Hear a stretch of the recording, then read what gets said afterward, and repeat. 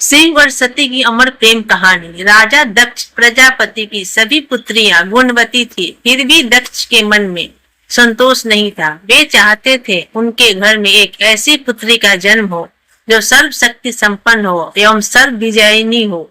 अतः दक्ष एक ऐसी ही पुत्री के लिए तप करने लगे। तप करते करते अधिक दिन बीत गए तो भगवती आज्ञा ने प्रकट होकर कहा, मैं तुम्हारे तप से प्रसन्न हूँ। तुम किस कारण तप कर रहे हो? दक्ष ने तप करने का कारण बताया तो माँ बोली, मैं स्वयं पुत्री रूप में तुम्हारे यहाँ जन्म धारण करूंगी। मेरा नाम होगा सती।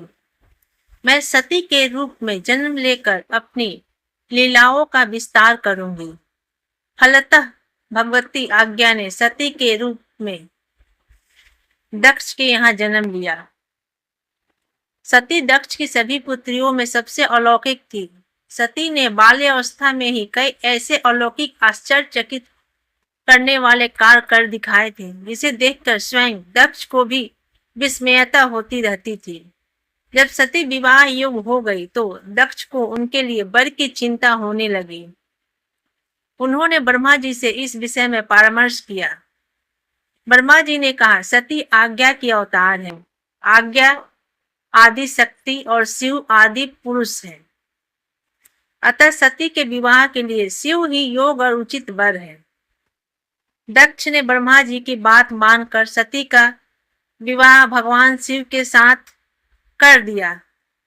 सती कैलाश में जाकर भगवान शिव के साथ रहने लगी। भगवान शिव के दक्ष के दामाद थे, किंतु किसी वजह से दक्ष के हृदय में भगवान शिव के प्रति भय और विरोध भाव पैदा हो गया। एक बार देवलोक में ब्रह्मा ने धर्म के निरूपण के लिए एक सभा का आयोजन किया था। सभी बड़े बड़े देवता सभा में एकत्र हुए। भगवान शिव भी इस सभा में बैठे थे। सभा मंडल में दक्ष का आगमन हुआ। दक्ष के आगमन पर सभी देवता उठ खड़े हो गए, पर भगवान शिव खड़े नहीं हुए। उन्होंने दक्ष को प्रणाम भी नहीं किया। फलतः दक्ष ने अपना अपमान का अनुभव किया। केवल यही नहीं, उनके हृदय में भगवान शिव के प्रति ईर्ष्या की आग जल उठी।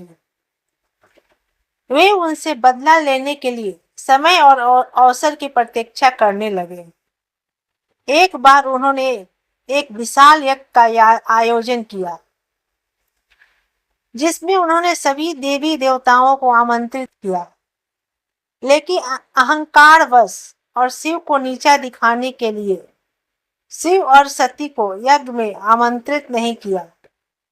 जब सती को यज्ञ के बारे में पता चला तो उन्होंने भगवान शिव को अपने साथ चलने के लिए कहा, लेकिन भगवान शिव ने सती को यह कहकर इनकार कर दिया कि किसी भी आयोजन में बिना निमंत्रण नहीं जाना चाहिए।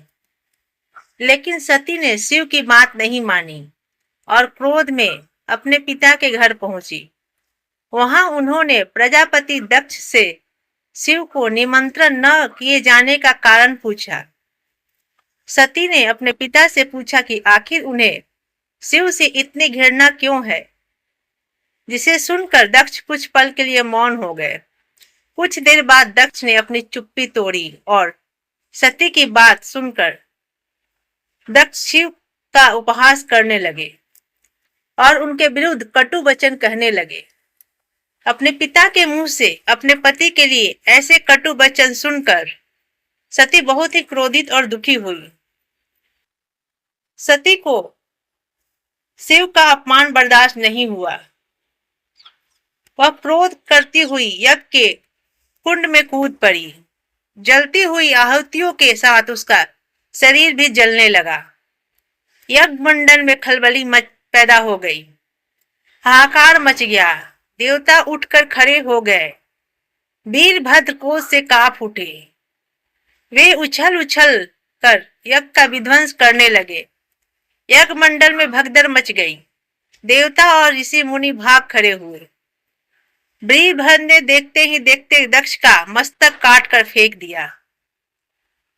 जब समाचार भगवान शिव के कानों में पड़ा, वे प्रचंड आंधी की भांति कनखल जा पहुंचे। सती के जले हुए शरीर को देखकर भगवान शिव ने अपने आप को भूल गए। सती के प्रेम और उनकी भक्ति ने शंकर के मन को व्याकुल कर दिया, जिन्होंने काम पर भी विजय प्राप्त की थी और जो सारी सृष्टि को नष्ट करने की क्षमता रखते थे। वे सती के प्रेम हो गए, बेसुध हो गए। भगवान शिव ने उन्मत्त की भांति सती के जले हुए शरीर को कंधे पर रख लिया। वे सभी दिशाओं में भ्रमण करने लगे। शिव और सती के इस अलौकिक प्रेम को देखकर पृथ्वी रुक गई, हवा रुक गई, जल का प्रभाव ठहर गया और रुक गई देवताओं की सांसें। सृष्टि व्याकुल हो उठी। सृष्टि के प्राणी पुकारने लगे, त्राहिमाम त्राहिमाम। भयानक संकट उपस्थिति देखकर सृष्टि के पालक भगवान विष्णु आगे बढ़े। वे भगवान शिव की बेसुधी में अपने चक्र से सती के एक एक अंग को काटकर गिराने लगे। धरती पर 51 स्थानों में सती के अंग कट कट कर गिरे। जब सती के सारे अंग कट कर गिर गए तो भगवान शिव पुनः अपने आप में आए। जब वे अपने आप में आए तो पुनः सृष्टि के सारे कार्य चलने लगे। धरती पर जिन 51 स्थानों में सती के अंग कट कट कर गिरे थे, वे ही स्थान आज शक्तिपीठ माने जाते हैं। आज भी उन स्थानों में सती का पूजन होता है, उपासना होती है। धन्य था शिव के और सती का प्रेम। शिव और सती के प्रेम ने उन्हें अमर और वंदनीय बना दिया।